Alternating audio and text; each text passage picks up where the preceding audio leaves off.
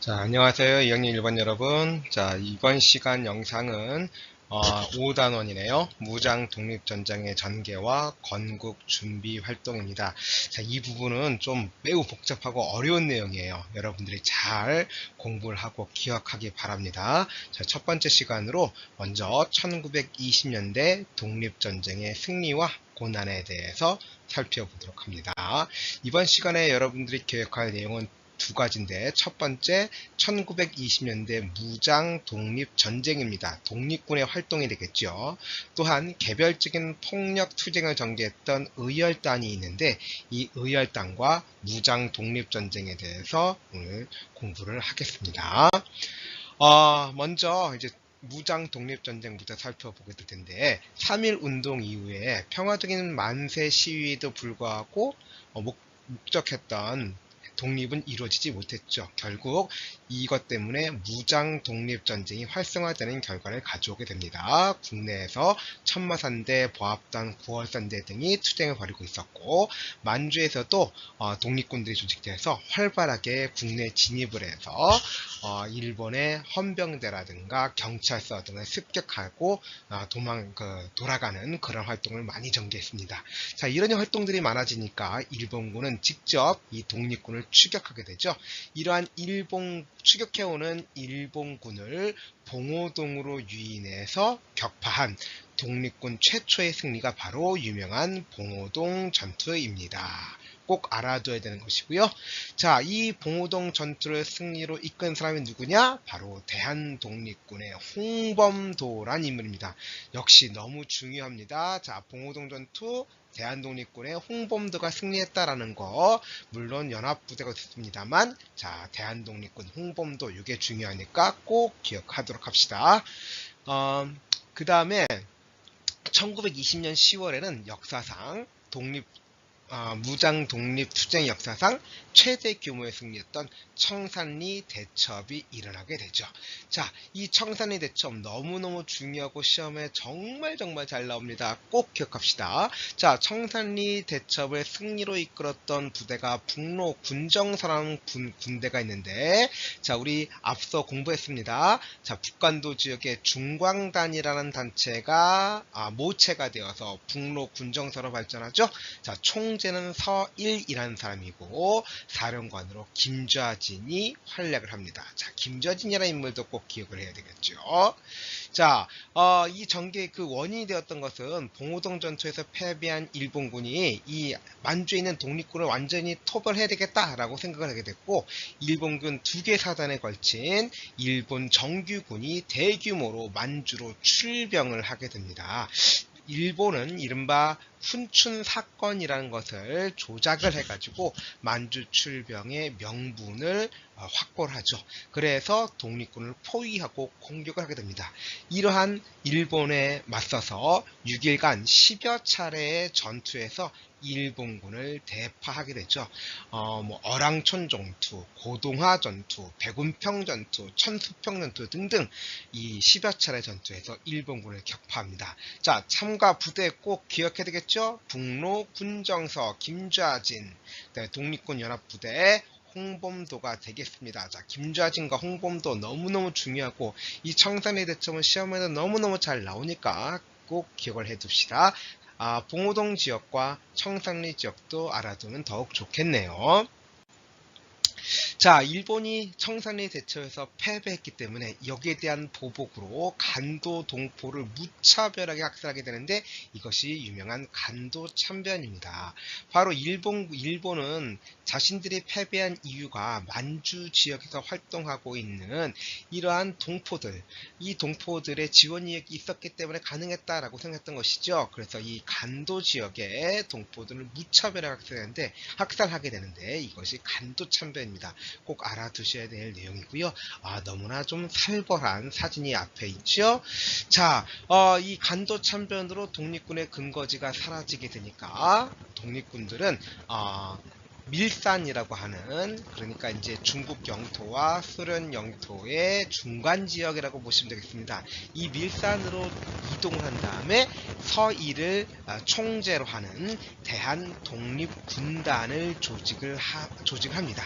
그런데 이때 러시아는 러시아 혁명을 지지하는 적군파와 반대하는 백군파로 나눠져서 내란 중이었습니다. 그런데 이때 이 적군파가 바로 약소민족 국가들의 해방운동을 돕겠다, 즉 독립군을 도와주겠다라고 약속을 했기 때문에 이 독립군들은 이 적군의 약속을 믿고 시베리아로 이동을 하게 됩니다. 그래서 직접 내전에 참여하고 적군과 함께 백군을 공격하는 그러한 일도 전개됐었죠. 그런데 이 적군이 이 독립군의 지휘권을 양도를 해라, 넘겨주라 라고 요구를 하게 되죠. 물론 이 요구를 당연히 받아들일 수는 없었겠죠. 이 지휘권 양도를 거부하는 독립군을 공격하게 되는데, 이 사건을 또 우리는 자유시 참변이라고 합니다. 자, 이 간도 참변과 자유시 참변은 바로 간도 지역과 또 연해주 지역에 있던 독립군들이 희생을 겪은 사건이라고 볼 수 있겠죠. 자, 이것 때문에 또다시 독립군은 어려움을 겪게 됩니다. 자, 자유시 참변을 겪은 독립군들은요, 이제 다시 만주로 뿔뿔이 흩어져서 다시 돌아오게 됩니다. 이 만주로 되돌아온 독립군들이 다시 재정비를 해야 될 거 아니겠습니까? 그래서 이 정비된 독립군들은 이제 참의부, 정의부, 신민부 등 3개의 군 정부를 만주 지역에 성립시키게 되죠. 자, 이 3부는요, 어떤 형태를 띠고 있었냐면, 만주 동포사를 이끄는 공화주의적 자치정부였다라는 얘기입니다.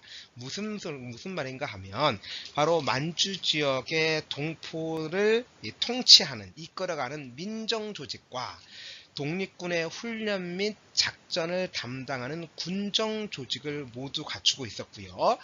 이 동포 사회에서 임원을 직접 선출하고, 그래서 그들을 중심으로 행정부, 입법부, 사법부를 구성을 하죠. 그리고 세금을 거두어서 정부를 운영하면서 독립군을 양성하게 됩니다. 따라서 삼권 분립 체제도 가지고 있었고, 자, 세금 징수하고 독립군 양성했으니까 이거는 하나의 자치 정부였다는 얘기입니다. 정부의 성격을 띠고 있었다.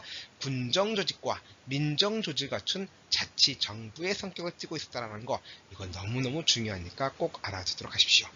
자, 그런데 이렇게 활동하고 있던 독립군들 또 한 차례의 시련을 겪게 됩니다.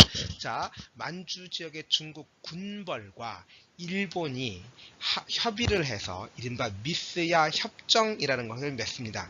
미스야 협정은요, 교과서에 나오는데, 만주 지역에 활동하고 있는 한국의 독립운동가를 중국인들이 체포해서 일본에 넘겨준다라는 내용이죠.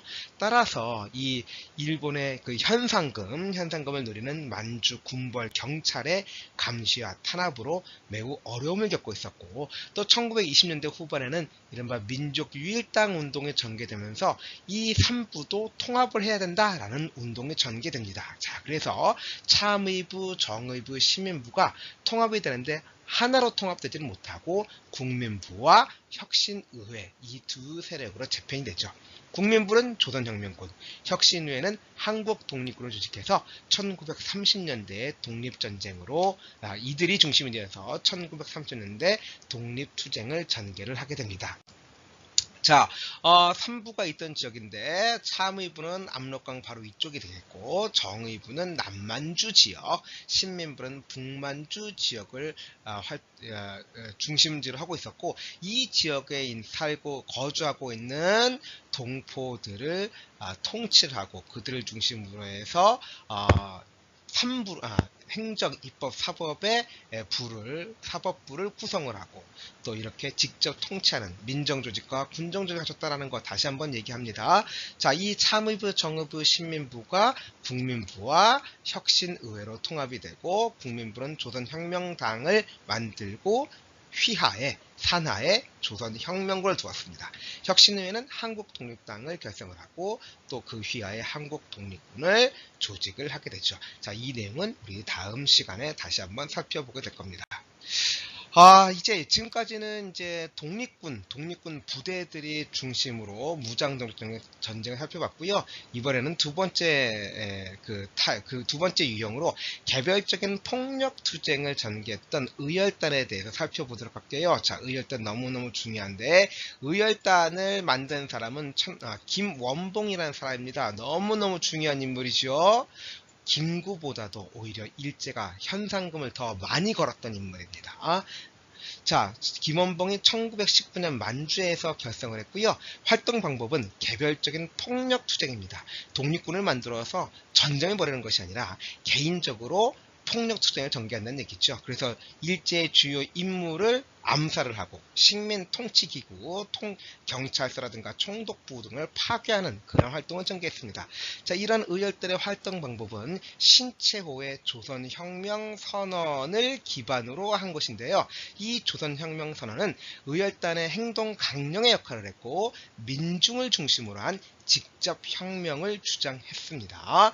자, 그 조선혁명선언의 내용을 보면 여기 보면 민중은 우리 혁명의 대본영이다. 자, 민중을 중심으로 한다는 얘기고 폭력은 우리 혁명의 유일한 무기다 라고 주장하고 있습니다. 자, 폭력은 바로 뭐예요? 암살, 파괴, 폭동 등을 의미를 하죠.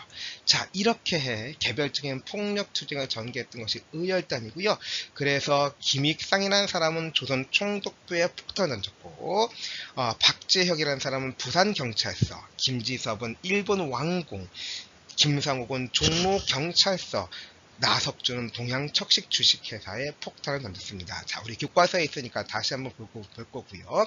자, 이렇게 개별투쟁을 전개했던 의열단은요, 1920년대 후반부터는 개별적인 폭력투쟁의 한계점을 느끼고 이제 조직적인 대중적인 투쟁으로 전환을 하게 됩니다. 그래서 1930년대에 이르게 되면 중국의 황포군관학교에 입교한다거나 혹은 조선혁명 간부학교를 직접 설립을 하게 되는 것이죠.